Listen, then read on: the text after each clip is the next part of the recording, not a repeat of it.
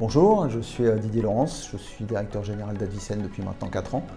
Advicen, c'est une petite société pharmaceutique cotée sur la place de Paris depuis 2017, qui développe ses propres produits et qui commercialise depuis 2021 son produit phare, Sibnayal ou ADV7103, en Europe et qui maintenant vogue vers des aventures américaines.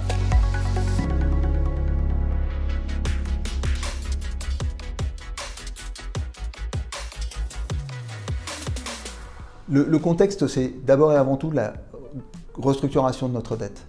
Je vais y revenir, restructuration de la dette avec la BEI et le soutien de BPI-France. Mais avant tout, je voudrais rappeler un petit peu quelques éléments sur Advicen. Rappeler qu'Advicen, c'est une des rares sociétés cotées à Paris dans le secteur des petites pharmaceutiques, donc une pharmaceutique de spécialité, qui a développé son propre produit, commercialise son propre produit, et l'a mis sur le marché dès 2021. Aujourd'hui, sur ce produit, on réalise 6 millions d'euros de chiffre d'affaires sur l'ensemble du marché européen, une croissance d'environ 130%, plus de 450 patients traités, donc ça répond vraiment à une demande importante dans une pathologie rare, l'acidose tubulaire rénale distale. Ça, c'est le premier élément qui est important pour nous. Le deuxième élément qui est fondamental à bien comprendre, c'est notre démarche américaine. On a une chance infinie, c'est d'avoir obtenu de la FDA de pouvoir déposer directement notre dossier d'enregistrement sans étude clinique américaine. Je crois qu'il faut que tout le monde comprenne bien que c'est exceptionnel d'obtenir ces résultats. Et les derniers échanges avec la FDA ont validé d'autant plus ces éléments. Et on est en mesure aujourd'hui de pouvoir dire qu'on va déposer notre dossier d'enregistrement au cours du 4e trimestre de l'année 2025 avec une perspective, c'est une autorisation de mise sur le marché en 2026.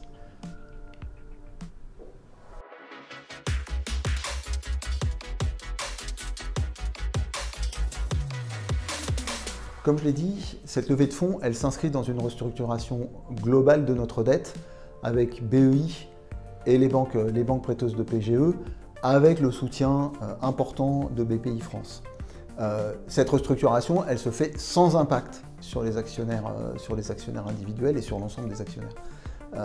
Elle nous permet de décaler d'à peu près 2 ans notre échéance de dette, ce qui va nous permettre de travailler sereinement pour finaliser le dépôt du dossier d'enregistrement de ADV7103 dans l'acidose tubulaire rénale aux États-Unis, de continuer à travailler sur la cystinurie, et puis, autre élément important, de discuter sereinement avec des partenaires financiers et des partenaires industriels aux États-Unis dans le cadre des accords de licence qu'on souhaite mettre en œuvre.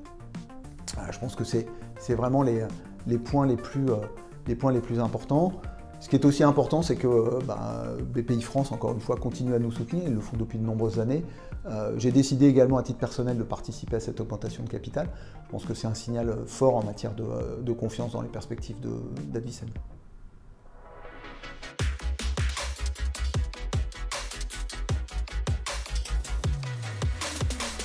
Au risque de me répéter, le plus important, c'est le dépôt de la demande d'enregistrement de ADV7103 dans la DRTA aux États-Unis.